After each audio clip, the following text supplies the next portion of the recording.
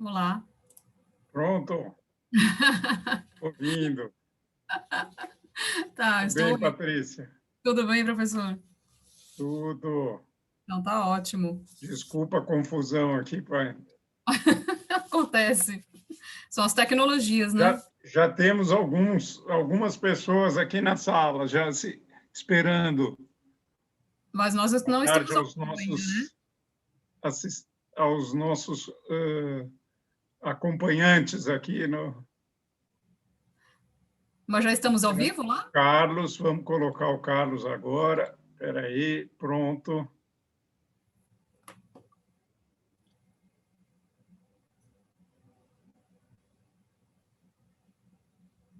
Boa tarde, quase Aí, o boa Carlos noite. aí. Tudo bem? Como vai, presidente? Doutora Tudo Patrícia, bem, tudo graças bom? a Tudo Deus. bom, doutor Carlos? Tudo jóia. Eu estava falando aqui no bate-papo, ninguém estava me ouvindo, mas agora que eu vi que estava ainda, não estava incluído ainda. Não, é porque eu é que precisava promover vocês a painelistas. Vocês entraram aqui como apenas pessoas que vão ouvir, mas vocês vão falar também, né? Aham. E Agora está faltando a Benizete. Vamos ver aqui. Ainda não estou vendo o nome dela aqui. Mas, de toda maneira, já saúdo o Carlos Hidalgo e a Patrícia Oliveira Cipriano de Carvalho, que aceitaram, né, o convite para estar presente hoje nessa nossa nova atividade da Escola da Abrat. Mais uma atividade que a gente tem chamado aqui, Patrícia, do Abrat Online, né? Quer Uhum. dizer, a gente aproveitando alguns momentos para a gente poder bater um papo sobre assuntos do dia a dia na área trabalhista e que tem interesse aqui para todos, né? Muito Estou bom. vendo se a Benizete entrou. Ainda não estou vendo o nome dela aqui. Ainda não. Bom, de toda maneira, né, vamos já, aqui na frente de todos que já estão mesmo, a gente já combina aqui a nossa ordem das falas, né? Acho que a Patrícia poderia começar, Patrícia, né? Se o Carlos estiver de acordo, né? Vamos com dar certeza. precedência à nossa convidada, doutora Patrícia de Carvalho, que é juíza do trabalho aqui no TRT da Segunda Região, São Paulo, e que também é mestre em Direito do Trabalho na Faculdade de Direito da USP, onde ela defendeu dissertação de mestrado sobre esse tema que nós vamos debater hoje aqui, né, o poder de direção do empregador e a manifestação do trabalhador por meio das redes sociais. Eu vou também colocar aqui, peraí, que eu estou esquecendo isso, para divulgar perante o nosso Facebook da Abrat. Além de presidir a Abrat, aqui a gente também tem que presidir aqui a coisa Tem a que cuidar de tudo, tecnologia, que presidente. As tecnologias. a gente às vezes faz alguma bobagem aqui, né? Mas já está entrando aqui também pelo Facebook.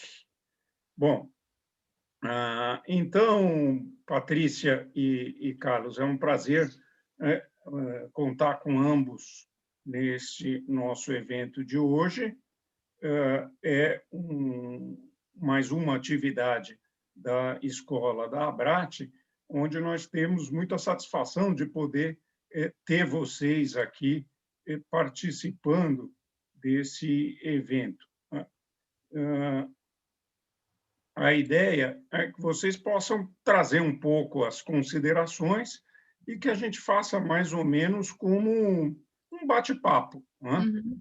Quer dizer, então, vocês vão trazendo as informações, as ideias, né? Podia cada um começar com uma exposição inicial e depois, ao longo do nosso encontro, a gente vai trazendo questões, né, que possam ser objeto de discussão a respeito do tema, né, redes sociais e os trabalhadores e a manifestação dos trabalhadores. Acho que tem muita questão prática, né, e vocês poderão nos ajudar trazendo a manifestação a respeito do tema. Então, já começando aqui agora também a transmissão ao vivo no Facebook, saudando aos colegas que estão acompanhando pelo Facebook, eu dou a palavra, então, à doutora Patrícia para que possa iniciar com as suas considerações. Obrigado, Patrícia. Obrigada, professor. Agradeço a todos, inicialmente, boa tarde, mais uma vez ao professor Otávio, ao doutor Carlos, a todos que nos acompanham aqui, tanto pela plataforma Zoom, mas também pelo canal da Abrat no Facebook. Eu aceitei com muita honra esse convite, com muito carinho, porque além de gostar muito do professor Otávio, que já faz parte da minha vida desde a época do concurso da magistratura, foi meu examinador na prova oral, depois tive a grande honra de poder ser orientada pelo professor no mestrado da USP, onde em 2014 eu apresentei esse tema, ou seja, há 7 anos atrás. E não poderia imaginar que 7 anos depois eu estaria aqui falando sobre esse tema, através de uma tecnologia, onde hoje estamos fazendo tantas audiências, onde se tornou corriqueiro para nós, essa plataforma, se tornou corriqueira, mas confesso que agora as questões são um pouco mais complexas do que aquelas que foram apresentadas, tanto no projeto de dissertação do mestrado lá em 2014, como na defesa da dissertação em 2017. O tema é o mesmo, mas sob um outro enfoque, sobre questões mais atuais. E a diferença do que eu vejo do que foi apresentado naquela época e do que se discute hoje é sobre o enfoque até onde pode ir o poder diretivo do empregador. Será que ele incide somente sobre as atividades no ambiente de trabalho, no contexto da relação de trabalho? Será que há possibilidade desse poder se estender de uma determinada forma ao ponto de chegar à pessoa do trabalhador, a influenciar o que o trabalhador diz nas redes sociais e aquilo que lá é dito a influenciar a continuidade ou não do vínculo empregatício? Então, acho que essa é a grande questão que é colocada hoje em dia. Então, partindo-se daí, a gente já pode concluir que existem 2 direitos aqui em conflito, que seria o poder empregatício, o poder de direção, e o direito fundamental à liberdade de expressão. Ao bate-papo aqui, a forma como nós pretendemos conduzir aqui essa nossa conversa, essa troca de ideias, esse aprendizado, não permite aqui, nem seria o objetivo, abordar teorias de critérios de ponderação, de direitos em conflito, nada disso. Então, eu vou partir de uma análise bem prática e bem objetiva dessas questões, para que a gente possa ter um tempo maior para podermos trocarmos ideias e provocarmos reflexões. E vou ficar muito satisfeita se ao final desse nosso encontro aqui, eu puder ter provocado pelo menos alguma reflexão em alguns participantes. Em relação à liberdade de expressão, eu não vejo muito problema, e acho que é um senso comum se defender, que não existem direitos absolutos. Nenhum direito, nem os que são gravados por cláusulas pétreas, eles são absolutos. Então, a partir daí já fica mais fácil estabelecer o que seria um determinado limite. Então, algo que fugiria aos objetivos desse exercício da liberdade de expressão, que nada mais é do que o direito de manifestar ideias, opiniões, até uma forma de exercer a democracia, ele está abarcado por uma garantia constitucional desde que seja exercido dentro desse limite, e não de forma abusiva.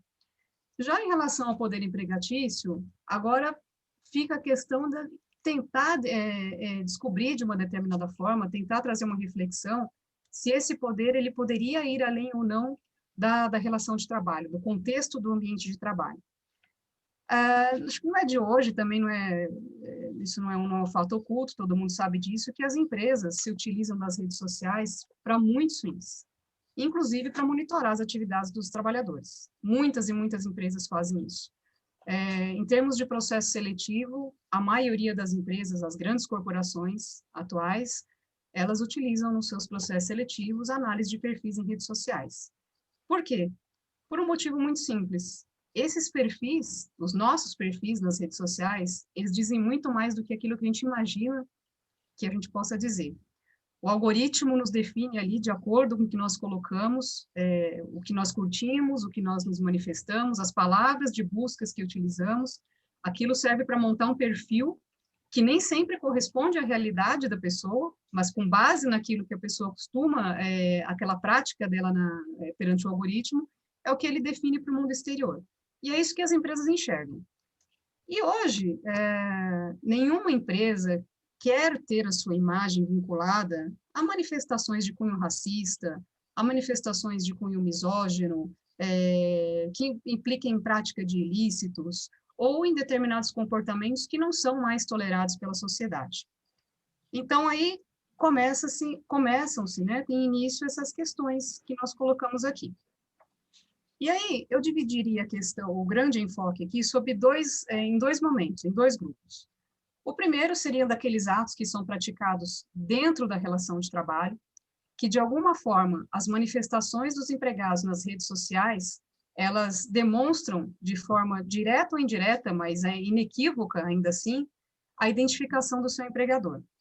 E um segundo grupo, que é bem mais complexo, seriam dos atos praticados pelos empregados nas redes sociais, mas que não são relacionados direta e nem indiretamente à atividade empresarial em si, mas que, a depender do conteúdo daqueles atos, poderiam ocasionar reflexos para fins de manutenção do contrato de trabalho, especialmente. Quanto ao primeiro grupo, dos atos praticados no ambiente de trabalho, a análise é um pouco mais fácil, pois aí nós sabemos que haverá a situação da utilização ou de ferramentas da empresa, como utilização de grupos de WhatsApp, ou ainda a manifestação inequívoca do nome do empregador, quer seja identificação de logotipo, quer seja com identificação de nomes e coisas desta ordem. Então, aí ficaria mais fácil identificar se pode ser exercido o poder empregatício ou não, porque teria o nome do empregador de forma direta, sendo envolvido nessa manifestação. Então, sendo uma manifestação abusiva, mais uma vez, que implique em compactuar com prática de atos ilícitos, com racismo, com manifestações misóginas, esses atos não poderiam estar abarcados sob o exercício da liberdade de expressão. O que seria mais além disso? Utilização de linguagem chula, ridicularizante, ou às vezes, muitas vezes, até a prática de ilícitos penais. Então, tudo isso aí eu enquadraria no conceito de abuso de direito, e não abarcaria na liberdade de expressão, no exercício da liberdade de expressão. E aí, nessa linha aqui, temos inúmeros exemplos. Esses exemplos aqui já são de longa data, alguns deles até vieram na minha dissertação de mestrado, como, por exemplo, entrega de atestado médico e a empregada depois postou nas redes sociais que estava participando de uma maratona, manifestações envolvendo o nome do empregador em prática de ilícitos penais, ou ainda manifestações ridicularizantes a empregador ou aos seus prepostos, ou a colegas de trabalho. Esses fatos definitivamente chegaram ao judiciário, e muitos desses fatos aqui, a justa causa ela foi acolhida e mantida por todas as instâncias. Já o segundo grupo, e é um grupo bem mais complexo, que é daquele dos atos praticados fora do ambiente de trabalho, que não tem uma relação direta ou indireta com a atividade empresarial em si, a situação fica bem mais delicada.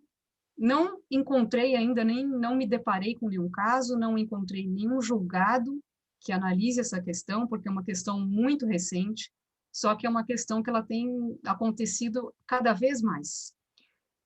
Nesse contexto, eu entendo que deveria ser analisado o grau da gravidade da conduta e o que aquela conduta poderia afetar na imagem do empregador, ainda que aquela conduta não estivesse envolvendo o nome do empregador, o empregado não estivesse com vestimentas do seu empregador, não fossem ferramentas de trabalho.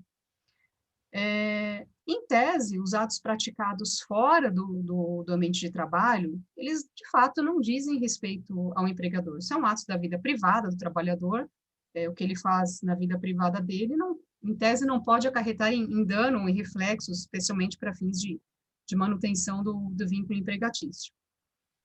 Mas eu vou trazer alguns exemplos aqui para discutirmos, para trocarmos algumas ideias nesse sentido, se realmente, nesses casos, essa limitação de não se aplicar ou de não ter uma invasão do poder diretivo nos atos privados praticados fora do contexto da relação, se de fato se aplicaria a esses casos.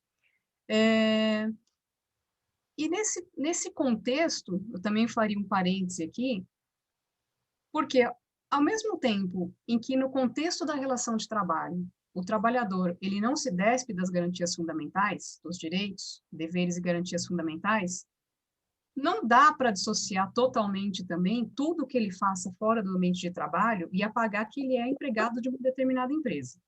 Então, só para começar os exemplos aqui. Tem um caso muito famoso, relativamente recente, de uma pessoa, um rapaz que trabalhava na Latam, que foi para a Copa do Mundo da Rússia, eu acredito que todos devam se lembrar desse caso, e apareceu num vídeo que foi postado nas redes sociais, constrangendo mulheres estrangeiras. Ele foi demitido. Não tenho condições de dizer aqui, não tenho maior conhecimento a respeito da modalidade da dispensa, para dizer se foi com justa causa, sem justa causa, mas o fato é que ele foi demitido. E por quê? É fácil imaginar, porque nenhuma empresa quer ver a sua imagem associada a um tipo de conduta dessa. E hoje, o que vem acontecendo? As pessoas, vamos dizer, a patrulha da internet, a gente pode dizer assim, porque isso existe muito, se deparando com perfis, com manifestações dessa ordem, de cunho racista, misógino, mais uma vez, elas geralmente vão procurar onde a pessoa trabalha. E normalmente não tem muita dificuldade em descobrir, porque, como eu falei, a gente dá muito mais informação do que aquilo que a gente acha que dá nas redes sociais. Então, elas vão até o empregador, até a empresa, e falam, olha o seu empregado, o que faz? A empresa tal, a empresa X compactua com esse tipo de conduta, e a empresa se vê obrigada a dar uma resposta, até perante a sua imagem, perante o mercado, enfim, perante o mercado e perante o consumidor, e a pessoa que fez aquela reclamação, e acaba demitindo o trabalhador. Então, se a dispensa for sem justa causa, eu não vejo maiores indagações, maiores problemas. Porque sabemos que a dispensa sem justa causa, ela decorre do poder potestativo. O empregador não precisa motivar o porquê que ele está demitindo. Mandei embora, pago os deveres legais e mandei dispensa sem justa causa. Nesse caso, caberia, a meu ver, ao trabalhador o ônus da prova de uma dispensa discriminatória, ofensiva à liberdade de expressão. E aí, se essa conduta realmente foi abusiva ou não encontra respaldo ético, moral, ou dentro da razoabilidade do bom senso, vejo remota hipótese de êxito num tipo de postulação dessa ordem. Já a dispensa por justa causa, nessas hipóteses, ela se torna muito mais complexa.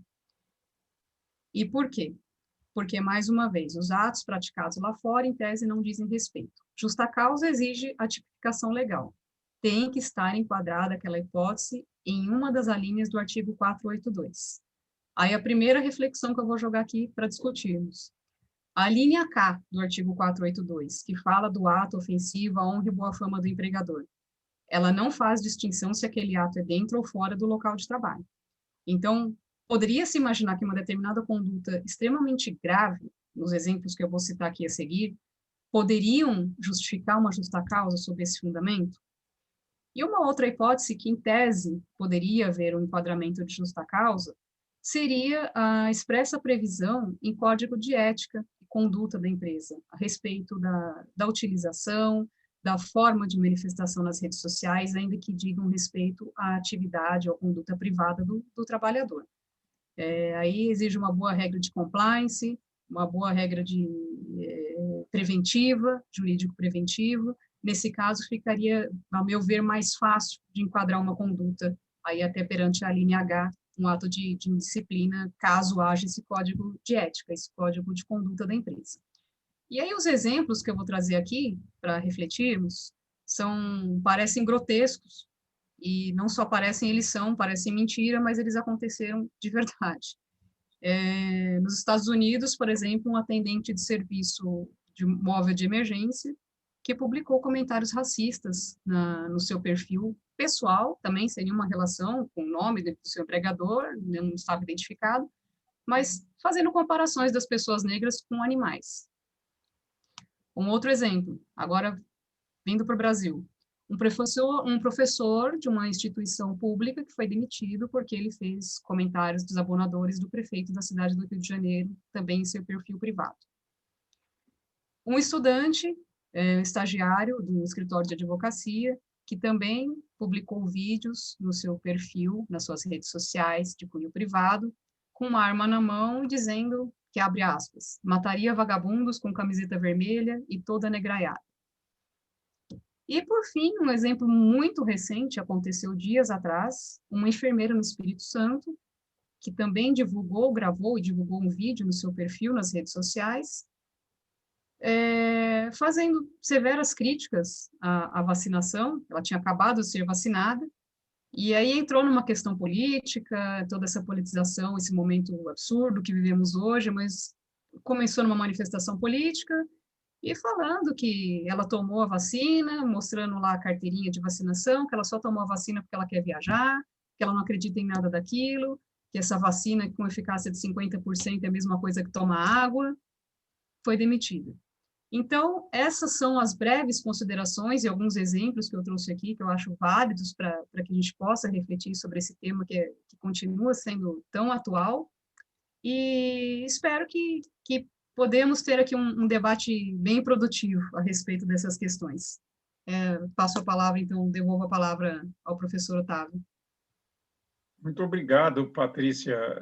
Realmente, como eu disse, né, existe uma casuística hoje bastante interessante a respeito do uso das redes sociais pelos trabalhadores, empregados, e que mudou bastante, né, do tempo que você escreveu a sua dissertação de mestrado para cá. Quer dizer, a tecnologia evolui e traz realmente esses novos problemas. Queria registrar aqui agora a presença também da professora Benizete Ramos de Medeiros, que no início tivemos aqui uma dificuldade para ela ingressar, né, Benizete? Mas está aí entre nós já. E daqui a pouquinho a Benizete também vai nos falar aqui. Mas eu passo a palavra, então, de imediato ao docente também da escola da Abrat, o advogado Carlos Hidalgo, que vem lá das Alagoas, para tratar um pouco desse tema conosco. Vamos lá, Carlos. Boa noite mais uma vez, presidente Otávio. Uma boa noite especial, doutora Patrícia, doutora Benizete, a todos e a todas que estão nos assistindo. Para mim é simplesmente uma honra o convite, participar aqui desse evento em meio a tantos nomes conhecidos e sobre os quais eu já tinha uma admiração muito grande. E ouvindo a doutora Patrícia falando, eu fico me perguntando o que eu estou fazendo aqui. Na verdade, nós temos um tema bastante interessante, temos situações concretas muito curiosas e até engraçadas, né, em algumas situações, como a doutora Patrícia já adiantou e nós iremos discutir. E é um tema que eu particularmente gosto bastante e me deparo muito no dia a dia. Ontem mesmo, eu recebi uma consulta de uma empresa, ainda estamos em processo de análise desse caso, que dizia muito sobre o tema que estamos aqui debatendo. Na hipótese, funcionários da empresa, ainda não identificados, fizeram uma manifestação não pacífica, destruíram o patrimônio da empresa, enfim, uma série de atos que impediram até mesmo o funcionamento da empresa no dia de ontem.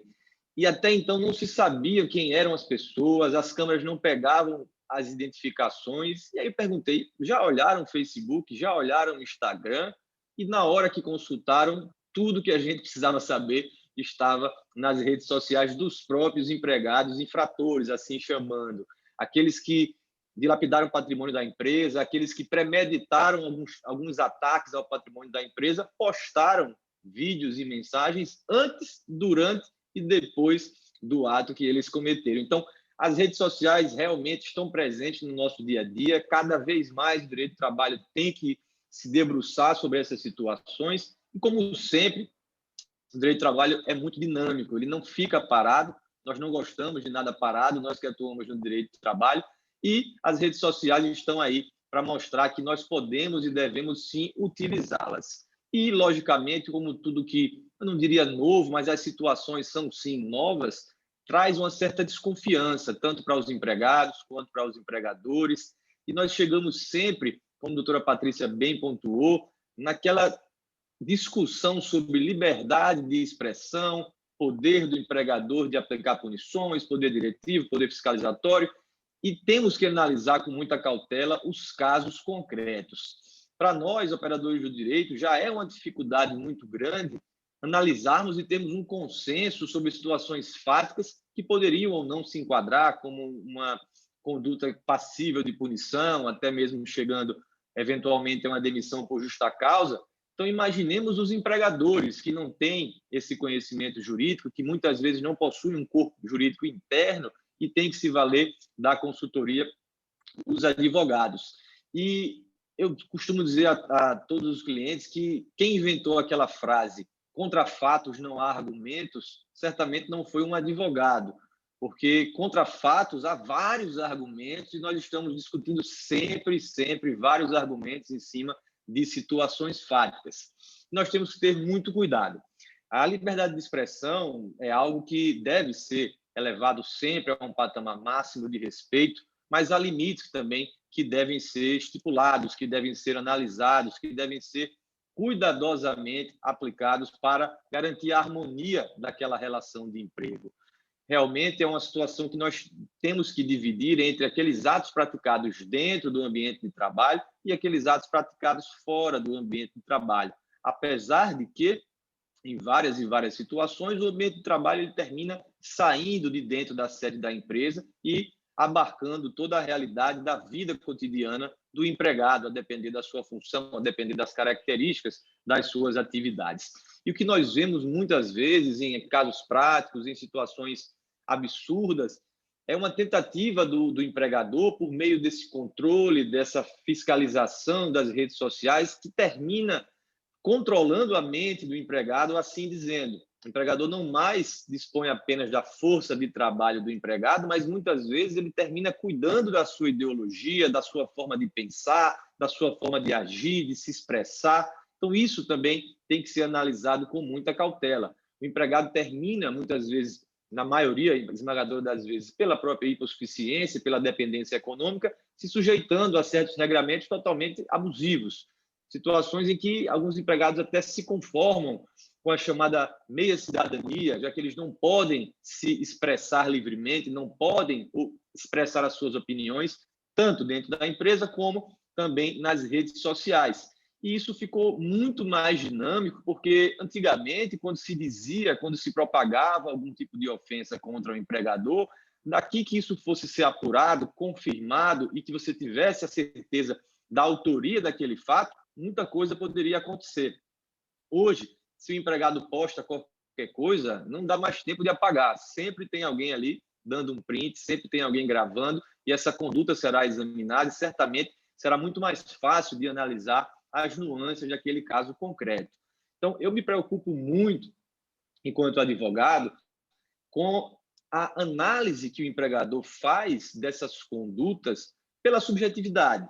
A gente sabe que, a depender da situação concreta, e a doutora Patrícia falou muito bem isso, as empresas possuem, muitas vezes, os seus regulamentos internos, e isso facilita bastante na hora de você fazer uma apuração sobre aquela situação ser ou não enquadrada como uma possível punição ou simplesmente como liberdade de expressão. Quando não há nenhum tipo de regramento, quando não há nenhum tipo de delimitação, sempre a discussão fica mais calorosa e fica muito mais difícil de a gente chegar na resolução mais justa, na resolução melhor aplicável àquele caso concreto.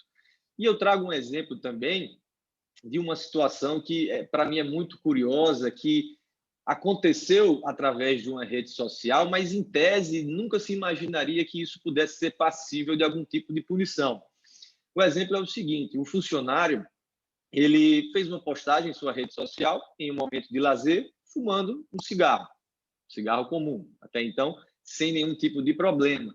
Só que, apesar de ele não estar fardado, não estar falando na empresa, nada do tipo, apenas fumando o seu cigarro no momento de lazer, A empresa que ele trabalhava exigia, por questões de segurança e saúde do trabalho, que todos os empregados daquele setor não fossem fumantes. Isso era informado, isso já fazia parte de negociação coletiva, não porque a empresa não queria que fumassem no ambiente de trabalho, mas sim porque os produtos, a insalubridade que aqueles trabalhadores estavam submetidos naquele ambiente de trabalho era potencializada em mais de 80% se o trabalhador fosse fumante, se ele tivesse um histórico de tabagismo. Então, as empresas, nesse caso era um grupo, elas sempre faziam e fazem esse monitoramento das redes sociais do empregado para saber se eles estão cumprindo também com aquelas obrigações assumidas, ainda que fora do ambiente de trabalho. Então, é uma situação muito curiosa que a gente imagina que, ora, o empregado estava no seu momento de lazer, estava com sua família e fumou um cigarro, não teria nada que diretamente pudesse se chocar com alguma das diretrizes do ambiente de trabalho, mas só quem realmente sabia disso era o próprio empregado e o seu empregador, que, nesse caso concreto, terminou por aplicar uma punição menos severa do que a justa causa, mas ainda assim mostrando como é possível e como ocorre na prática esse controle, esse monitoramento da rede social dos empregados. Então, muitos empregados imaginam que, por estarem naquele momento de desconexão, por estarem naquele momento de lazer, eles estão protegidos por alguma espécie de bolha, ou que ninguém está vendo, ou que aquilo ali é só para os amigos, só para os familiares. Nós vemos isso crescer muito na prática. As redes sociais, elas são utilizadas tanto nas empresas internamente para procedimentos de controle, quanto processualmente também. Nós cansamos de utilizar as redes sociais para fins processuais, seja para suspeição de testemunhas, seja para eventualmente comprovar uma amizade íntima, uma informação diferente daquela que foi dada pelo reclamante ou pelo reclamado ali na audiência ou nas peças processuais. A doutora Patrícia deu um exemplo muito bom também sobre essa situação, que são os atestados médicos. É muito comum a gente ver situações onde entregam-se atestados, onde o trabalhador está impossibilitado de se comover, de prestar algum tipo de serviço, de fazer uma atividade, e aí termina correndo uma maratona, ou às vezes na praia fazendo um exercício, coisas que não estariam ali compatíveis com aquela situação de saúde. E também adiantado já pela doutora Patrícia, uma situação que muitos empregadores recorrem na prática é a dispensa sem justa causa. A gente vê casos onde o empregador ele tem elementos talvez não suficientes para comprovar aquilo, mas se analisasse, se estudasse um pouco mais, talvez enxergasse esses elementos, e aí termina dizendo, não, a justa causa é muito complicada, na Justiça do Trabalho sempre reverte, meu advogado disse que justa causa não dá certo, e termina dispensando sem justa causa aquele trabalhador que cometeu algum tipo de falta grave e o empregador preferiu não arriscar, não querer acusá-lo para não sofrer eventualmente um pedido de indenização, um pedido de reparação moral por conta daquele fato, daquele ato que lhe havia sido imputado.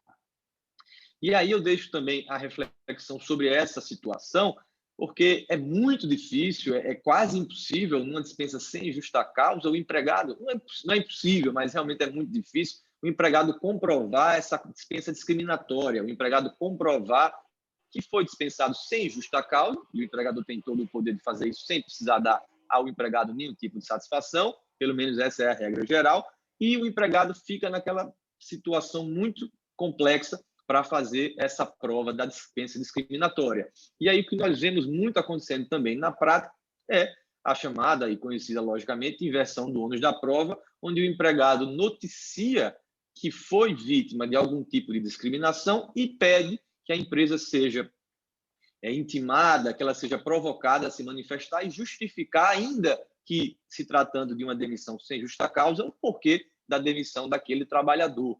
Isso, para o empregador, é algo absurdo. Se você disser a um empresário, a um empregador, que ele tem que justificar uma demissão sem justa causa, isso seria impensável. Mas no ordenamento jurídico e nos processos judiciais, nós vemos essa realidade cada vez mais frequente.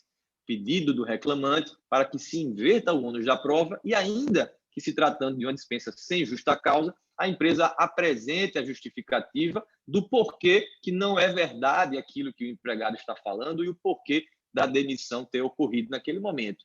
Claro, nós sabemos que as empresas muitas vezes têm justificativas, redução do quadro, às vezes as demissões ocorrem com mais de uma pessoa, redução de custos, mas, na prática, nós temos discussões muito bacanas, muito calorosas com relação a esse pedido de inversão do ônus da prova para que a empresa demonstre que aquela dispensa sem justa causa não foi decorrente de algum tipo de discriminação.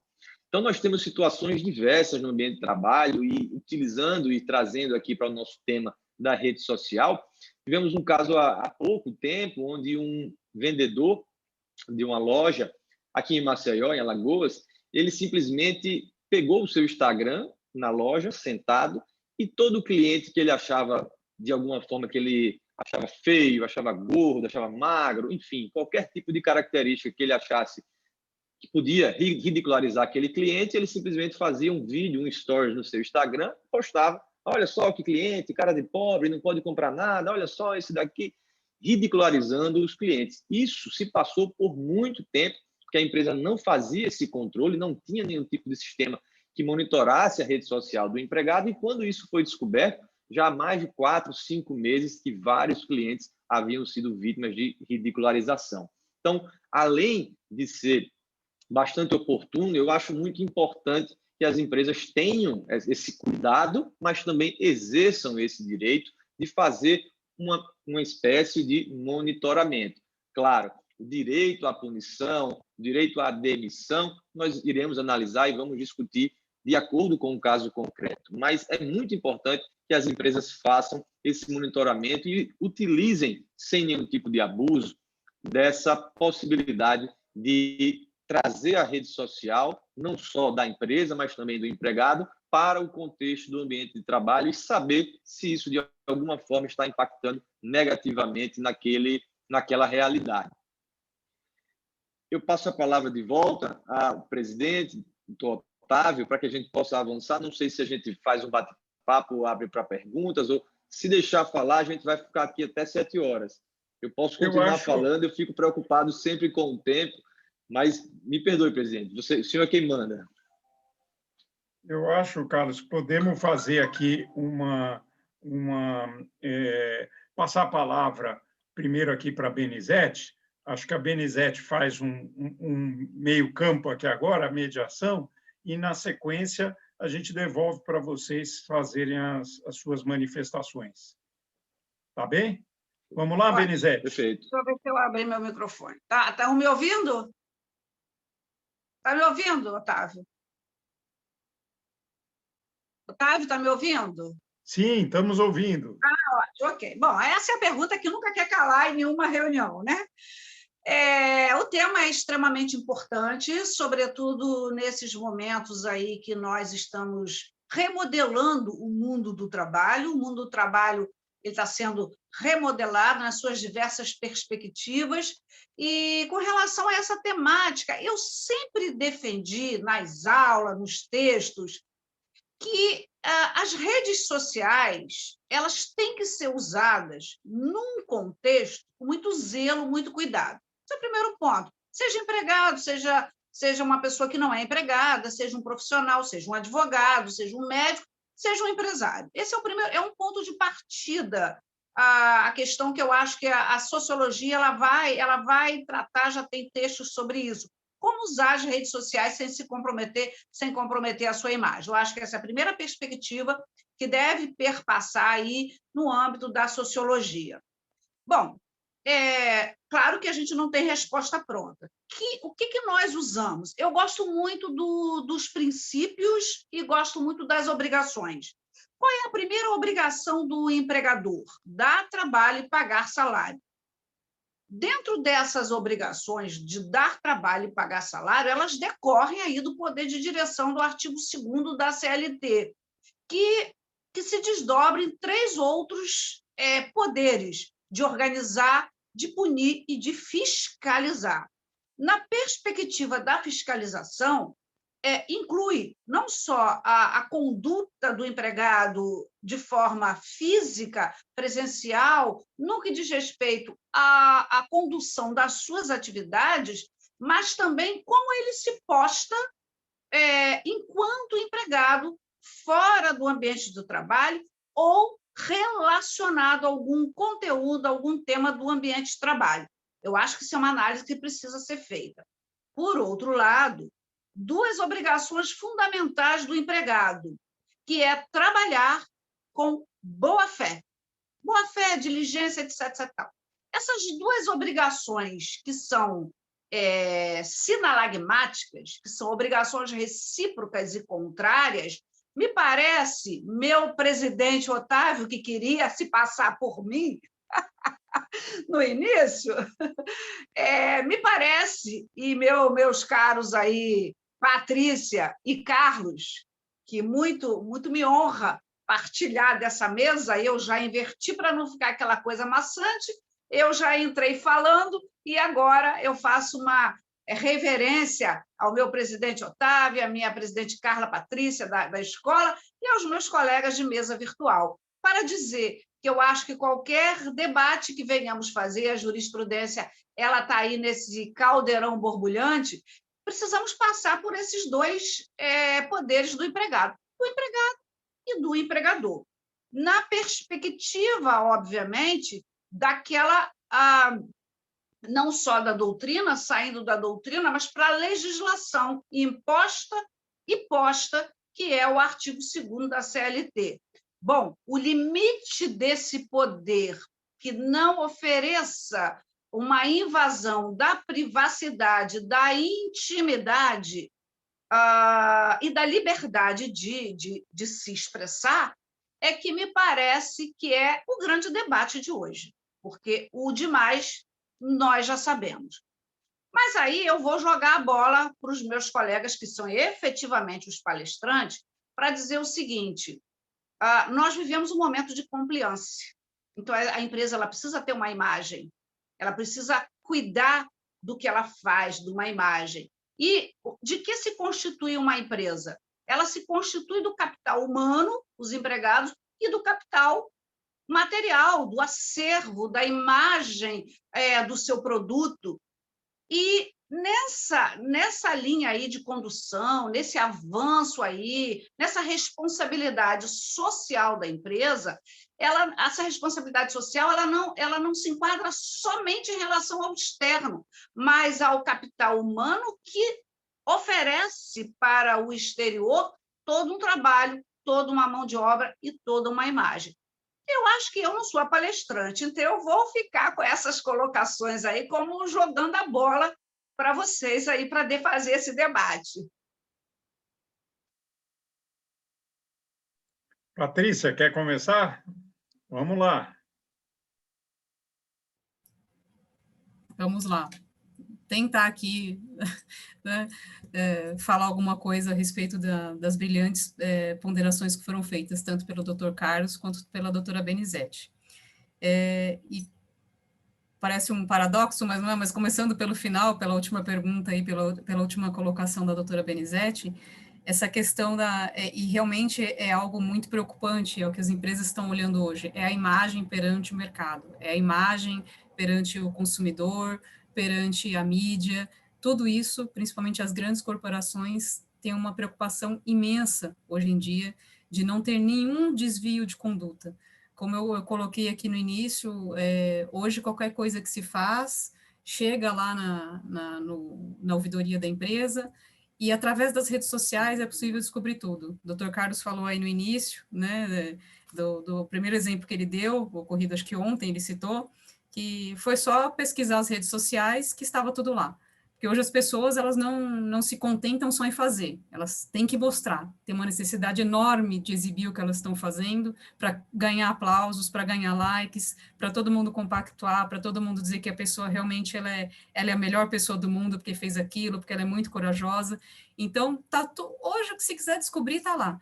Então, quanto mais a gente se expõe, eu acho que mais a gente abre mão da nossa privacidade, mais abrimos mão dos nossos direitos. Então, a partir do momento que eu, como pessoa, mesmo como cidadã, eu vou a uma rede social, eu faço manifestações que ferem totalmente o bom senso do homem médio, eu tenho que ter a ciência de que aquelas manifestações, elas acarretam diversos reflexos, não só na vida de terceiros, como na minha vida também.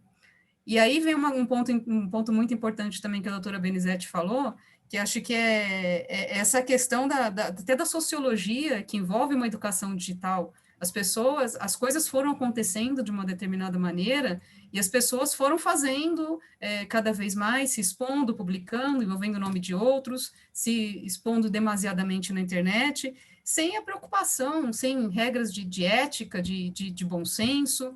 Então, eu acho que isso é um ponto fundamental que a gente tem que pensar o futuro que a gente quer para a nossa sociedade. E esse futuro, ele parte de cada um de nós. Eu tenho filho pequeno, eu tenho filho pré-adolescente, e eu faço questão de ensiná-lo desde muito cedo quais são as consequências da internet. A internet é uma coisa maravilhosa, mas pode ter danos para muitas pessoas. Pode ter danos para ele, para os responsáveis, para terceiros. Então, acho que é uma questão de mudança de comportamento, mas isso vai demorar muitos anos. A gente não pode esperar isso acontecer para tomar alguma atitude. Por isso que é muito salutar toda essa troca de experiências aqui, e a análise é sempre casuística. Não há resposta pronta, como em toda matéria que envolve o direito, por isso que nós somos, né, das ciências humanas e não das exatas. Não há resposta pronta, sempre dependerá da análise do caso concreto. E aí, partindo da análise do caso concreto, o exemplo que o Dr. Carlos trouxe também, do vigilante que postou lá uma imagem fumando fora do ambiente de trabalho, mas que ciente do código da empresa, que a empresa não permitia aquela conduta, e não só porque ela não permitia, pelo que eu entendi, não só não permitia por um capricho, porque eu quero controlar o meu empregado. Não, ela não permitia por uma questão maior, por uma questão envolvendo saúde, não só daquele trabalhador, mas dos outros também do ambiente de trabalho, e até dos próprios clientes. Ele é um vigilante, e ele se propõe a fumar, ele está não só causando um problema para ele mesmo, mas, nesse caso, numa coletividade, e isso envolve diretamente a empresa. Então, eu entendo ali que até naquele caso a conduta da empresa foi muito correta. Não aplicou a pena máxima, porque se for uma primeira vez, a gente tem que observar a gradação legal, a depender, né, da gravidade da conduta, do ato. Aplicou, a meu ver, foi perfeita a conduta, irreparável. E a questão aí, por último, da doutora Benizete, que foi colocada, da imagem da empresa, né? E eu já tinha pontuado algumas coisas também nesse sentido aqui na minha explanação, de como é importante hoje as grandes empresas, né? Claro, quando a gente fala de compliance, é uma coisa que soa e que faz sentido somente para os grandes empregadores. Eu não vou falar de compliance para o pequeno empregador, para o pequeno negócio, ele não sabe o que é isso, ele não tem nem condições de implementar algo desse tipo. Mas as grandes corporações que têm uma marca, que tem um nome visado no mercado e que elas dependem daquele nome para continuar bem no mercado ou não, é extremamente essencial que existam essas regras, né? Mas, como todos os meus colegas aqui que me precederam colocaram de forma muito bem fundamentada também, há que se ter cautela, também equilíbrio, como em tudo, nessa questão do compliance, das regras, de códigos de éticas e conduta, para que não haja uma invasão demasiada na pessoa do trabalhador. Eu não posso, sob o manto de uma regra de código de ética da empresa, impor uma restrição à liberdade de crença e de religião num ato realizado numa vida privada, a não ser que esse ato pudesse ter alguma relação, que essa empresa fosse uma entidade de tendência, um exemplo, uma instituição religiosa, que um empregado, na sua manifestação nas redes sociais, ele tece severas críticas e até de forma ofensiva àquela determinada religião. Aí já há uma incompatibilidade total entre as duas questões, e aí a gente voltando aqui um pouquinho no que a doutora Benizete colocou, na boa-fé contratual, que faz parte, é inerente a qualquer função social dos contratos, inclusive. Ele tem a boa-fé, ele sabe das regras, então, a partir do momento que ele se expôs a fazer aquilo, ele está ciente, ele tem que estar ciente de que consequências existirão, e consequências drásticas podem haver a depender da natureza da conduta. Então, eu acho que são essas ponderações, mas os exemplos são inúmeros. E, como eu falei, um exemplo recentemente ocorrido, agora, dias atrás, da enfermeira e da questão da vacina. Então, e vai ser daí para frente, eu acho que da forma como as coisas estão tão divididas, tão polarizadas, tudo é olhado para o lado da política, porque hoje está assim, se um defende vacina é porque é bolsonarista, é petista, ninguém tem mais identidade, todo mundo é sob uma alcunha de um partido político ou de uma ideologia. Então, há que se ter muita cautela, as pessoas têm que ter essa ciência de que as redes sociais, elas têm um alcance absurdo, inimaginável, que não é a mesma coisa falar nas redes sociais, se expor perante seus colegas numa mesa de um bar, num restaurante. Então, há que se ter essa cautela. E aí, volto a falar, acho que compete essa parte também, um dever de cooperação aos grandes empregadores, colocarem esses treinamentos, educação digital. Hoje existem diversas empresas, inclusive, que são especializadas em consultorias de perfis na internet e que, inclusive, ensinam regras para as pessoas. As pessoas que têm um emprego, às vezes um empregado de alto escalão, se submetem a pagar, a frequentar esses cursos para que não incidam e não possam ter consequências na sua vida laboral em decorrência das suas manifestações. Então, acho que são essas ponderações finais aqui que eu tinha a fazer depois das excelentes manifestações que foram apresentadas e aguardo aí para aprender um pouquinho mais com os meus colegas. Obrigado, Patrícia. Eu acho que você colocou o dedo na ferida aí, ao falar sobre esse ponto que hoje as pessoas expõem a sua privacidade mesmo, né? Nós estamos na era da evasão da privacidade. Isso, exatamente. As pessoas soltam essas informações aí para o mundo, a internet é o mundo, né? E não é bem assim, quer dizer, e é preciso também que o trabalhador seja respeitado na sua questão como cidadão, mas ele deve levar em conta também que a internet é um mundo livre e ele tem uma relação de subordinação com o seu empregador, né? Muito obrigado, Patrícia, pelas considerações. Passo aí para o Carlos. Quer fazer os seus comentários aí, Carlos? Sim, presidente. Eu acompanho integralmente a doutora Patrícia nas palavras, nas colocações. Eu acho que, de fato, nós temos uma situação atual onde muitos empregados acham que estão protegidos por um manto que os deixa invisíveis nas redes sociais.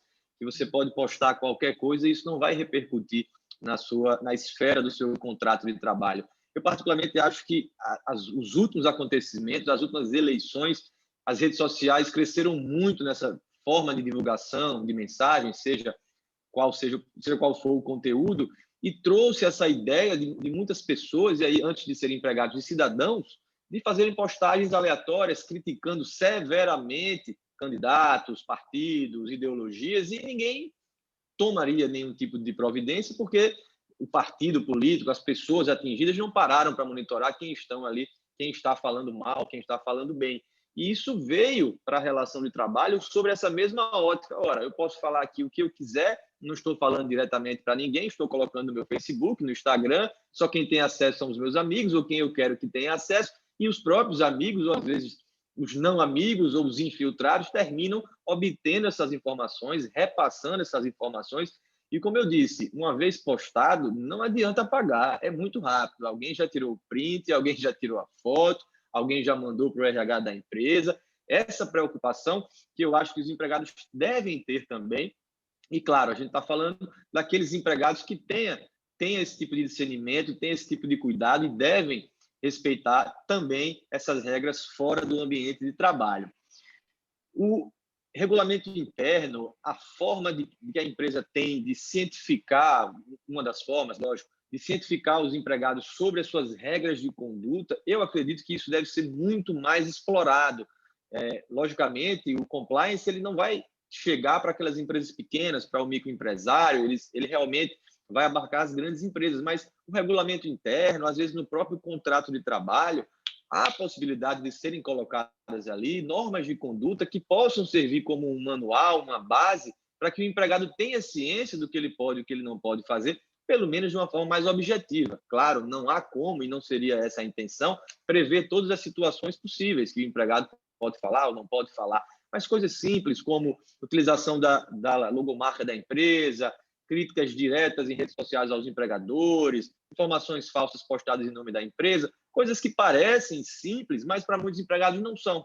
Muitos empregados sequer têm ciência da gravidade da sua conduta, sequer têm ciência da possibilidade de uma consequência no seu contrato de trabalho, e essa informação prévia do empregador ao empregado, além de servir muito para o empregador para poder aplicar a punição em eventual desrespeito, descumprimento, também vai servir para o empregado para que ele tenha essa base, para que ele saiba, pelo menos, uma diretriz objetiva do que ele pode ou não pode fazer. Jamais esgotaríamos as possibilidades, as redes sociais fazem parte, e aí eu faço até acrescento só um ponto, não é só para palmas, para aplausos, para mostrar que está bem. Muita gente simplesmente gosta de compartilhar a intimidade e se sente bem compartilhando a intimidade. Esteja bem, esteja ruim, estou desempregado, estou por conta daquela empresa, tal. Então, as pessoas compartilham tudo hoje nas redes sociais e muitas vezes, nem sempre para ganhar aplausos, para ganhar incentivos, terminam também prejudicando a sua própria imagem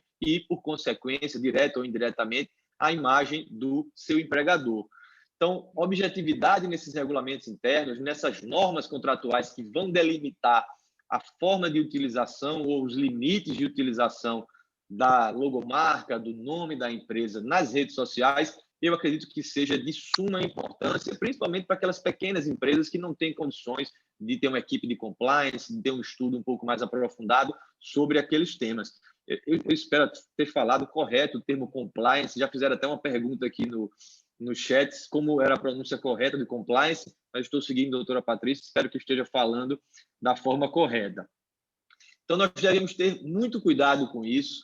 Eu acredito que os empregados, muitas vezes, e na grande maioria das vezes, não estão agindo de má fé. Às vezes, a gente vê boa fé numa crítica, numa determinada situação ali exposta, que muitas vezes atinge diretamente a honra, atinge diretamente a imagem, atinge diretamente todo aquele aspecto que a empresa criou para si, de empresa que trata bem os seus funcionários, empresa ambiental. Muitas vezes os empregados, com simples comentários, simples postagem, terminam denegrindo por completo essa marca, essa imagem da empresa e certamente poderiam e poderão ser punidos por essa situação.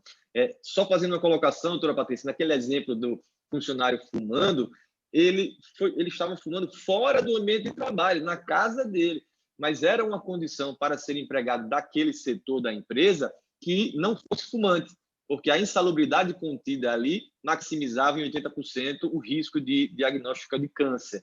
Então, era realmente uma situação muito grave e pouquíssimas pessoas trabalhavam naquele local e os que trabalhavam tinham já como regra implícita não terem histórico de tabagismo, inclusive respaldado por convenção coletiva. Mas a hipótese fica até mais curiosa, porque o fato ocorreu totalmente fora do ambiente de trabalho, mas trouxe uma repercussão direta ali para o ambiente de trabalho. Se for a minha última fala, não sendo, eu posso completar mais lá na frente, mas já agradecendo mais uma vez pelo convite e dizer que estou muito satisfeito com a troca de ideias, a troca de experiências. É sensacional a gente poder partilhar essas situações e cada vez mais contribuir para os ensinamentos de todos que estão nos ouvindo e, principalmente, de quem está aqui também palestrando. Não deixa de ser uma grande escola, está aqui com grandes feras do direito do trabalho. Obrigado, Carlos. Acho que a sua manifestação mostra a importância das pessoas pensarem naquilo que elas postam nas redes sociais, né? O exemplo do deputado Daniel Silveira, na semana passada, mostra isso, né? Embora ele não seja empregado da Câmara, né? Mas ele é um mandatário, tem mandato do povo brasileiro, né? Para estar trabalhando lá. E não pode ficar postando aquelas coisas esdrúxulas que ele colocou. Mas, Benizete, o que você tem mais aí para provocar nesses minutinhos finais? Temos aí mais alguns minutos, acho que a gente pode continuar, que a discussão está muito boa. Olha, eu vou fazer uma colocação, mas ela é de ordem muito assim, socioafetiva. É da natureza humana sentir a tal da inveja, não é, meu presidente? É da natureza humana sentir alegria com a alegria do outro, mas também sentir inveja. Então, vejam vocês que a rede social, ela no campo pessoal, ela é tão complexa que quando uma pessoa que está agora nesse período de pandemia não está viajando, está ficando em casa, e vê que alguém está viajando, ou está postando no grupo que está bebendo, ou que está numa piscina, ou que está numa praia, isso, nós, da natureza humana, temos aquela pontinha de raiva, de inveja, de gostaria de estar ali, de sentimento de injustiça, de sentimento de despeito. Então, o ser humano ele é muito complexo, nós sentimos muita coisa, todos nós, sem exceção, porque o único que não sentiu muito foi o Cristo, que era perfeito. Então, nós sentimos tudo ao mesmo tempo. E as redes sociais elas são muito provocativas, elas são muito indutivas, elas são estimulativas dessas sensações, desses sentimentos. E que estão exacerbados nesse período de pandemia, porque a gente fica mais tempo nas redes sociais, nós estamos botando para fora aquilo que a gente tem, seja arte, seja poesia, seja literatura, seja nesse canal aqui para debater uma ciência, debater uma temática da ciência, ou em diversos canais, nós estamos muito na mídia, nós estamos muito sendo vistos, né? Então, imaginem uma relação de empregado e de empregador, onde aquele que tem a força de trabalho vende para que outrem a dirige. Esse outro que vai dirigir, nesse momento, sobretudo de pandemia, ele vai querer muito dessa força de trabalho, ele vai exigir muito dessa força de trabalho. Então, me parece que o colega aí, ele falou, Paulo, que, efetivamente, um regimento interno muito bem elaborado, ele pode prevenir problemas. Porque, veja bem, pode ser justa causa, sim. Embora o rol da penalidade ele não possa ser analógico, ele não possa ser ampliativo, mas é possível ser interpretativo. Então, a justa causa ela pode ocorrer, mas a dispensa imotivada, que é um direito potestativo, que não precisa enumerar as razões pelas quais estou dispensando, o empregador pode dizer simplesmente: eu não quero esse empregado com essa imagem na minha empresa. E só para finalizar, presidente e demais colegas, eu faço muito empregado, e eu tenho um caso de um bancário que foi demitido por justa causa, porque fora do ambiente de trabalho ele fazia funk, ele faz funk, ele escreve e fazia shows.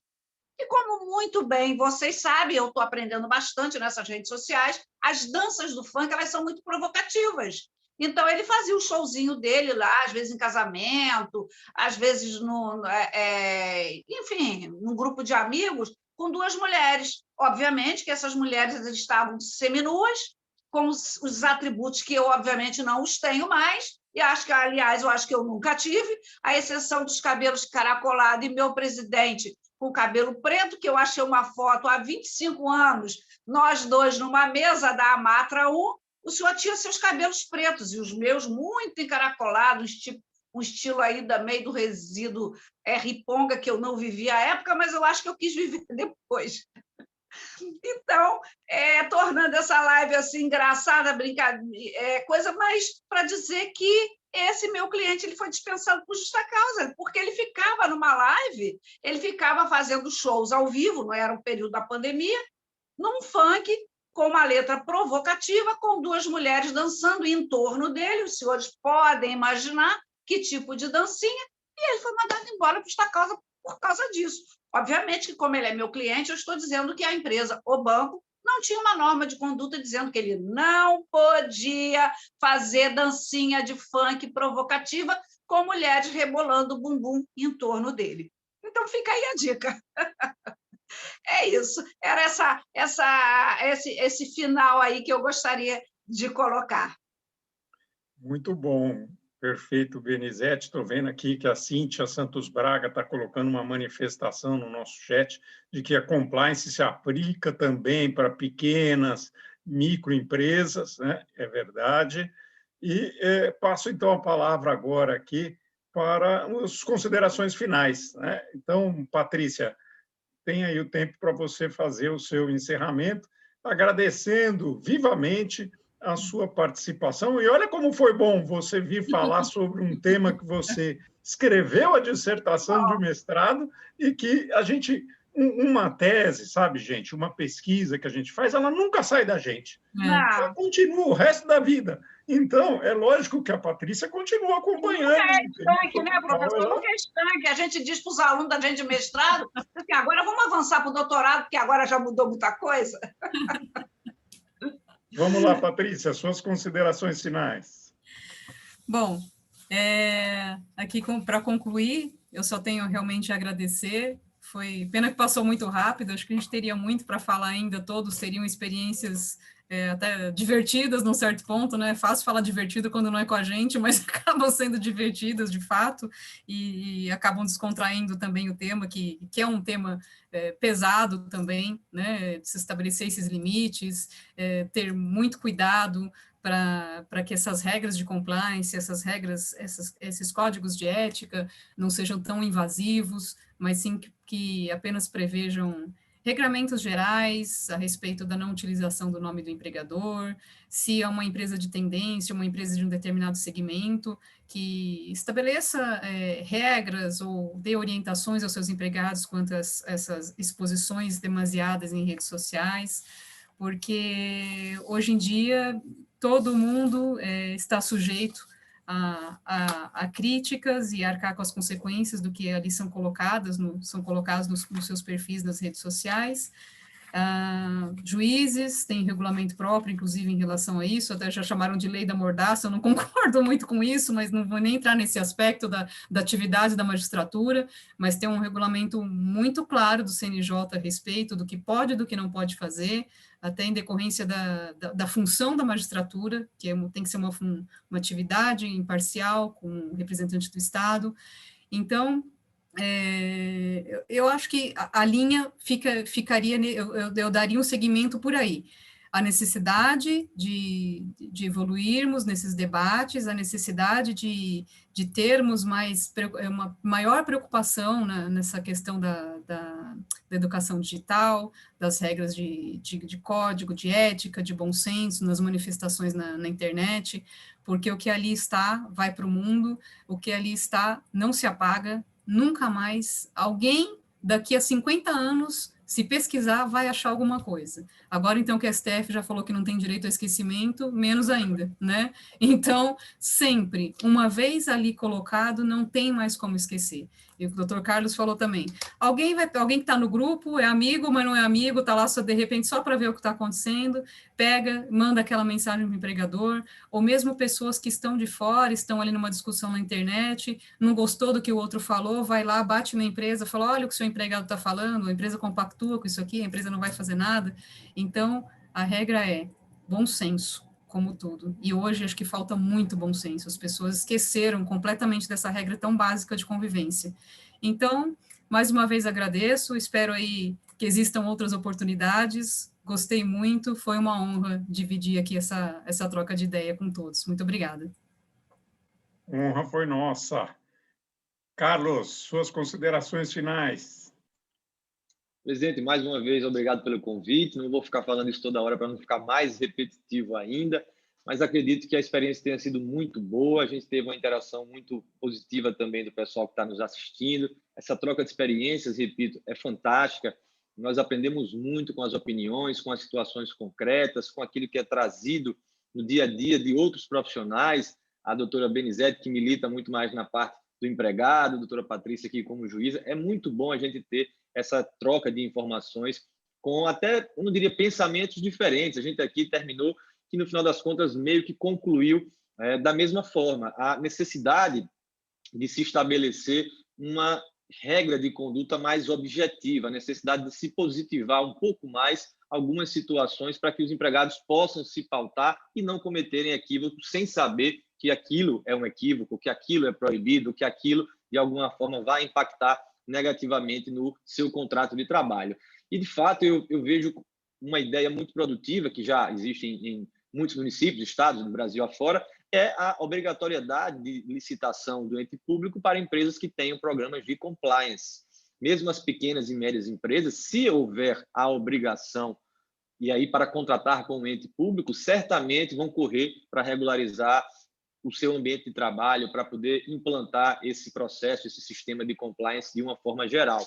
Acredito que em alguns municípios, aqui em Alagoas, por exemplo, já está sendo implementada essa determinação, mas a gente não vê ainda se falar do compliance trabalhista. A gente sempre vê compliance de uma forma geral, fica muito abrangente. Talvez uma especificidade maior para que esse compliance atinja o ambiente de trabalho, que se divulguem informações sobre regras de conduta, que obrigatoriamente as empresas tenham como obrigação fazer essa educação digital dos seus funcionários e cumprindo com o seu papel social. Eu acho que seria também muito produtivo e seria uma forma da gente dar um passo à frente a essa situação tão complexa que a gente discutiu agora há pouco. Eventos como esses são fantásticos, fico à disposição a hora que precisarem e agradeço mais uma vez a participação da doutora Patrícia, doutora Benizete, presidente Otávio. Muito obrigado a todos.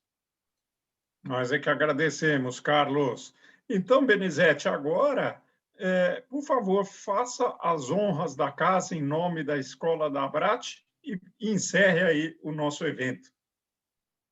Bom, em nome da Escola da Escola Superior da Advocacia Trabalhista, também presidido pela minha querida amiga Carla Patrícia e doutor Rafael, nosso presidente Otávio, de muitas lutas, muitos anos de debates, Brasil, Portugal, muitos debates, né? Avançamos, passamos por vários momentos. Queremos agradecer a todos que estiveram conosco, muito especialmente a doutora Patrícia e o doutor Carlos, por essas intervenções tão importantes para a gente. E, olha, estamos longe de fechar esse tema, estamos longe de acabar, mas isso que é bom no direito, o debate nunca acaba.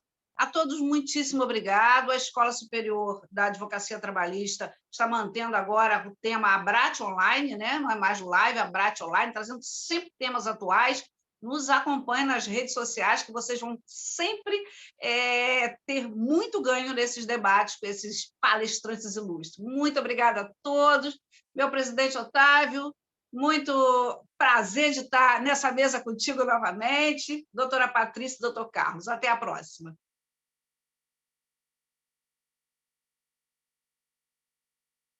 Lauro Campos, obrigada. Lauro Campos aí, fazendo aí.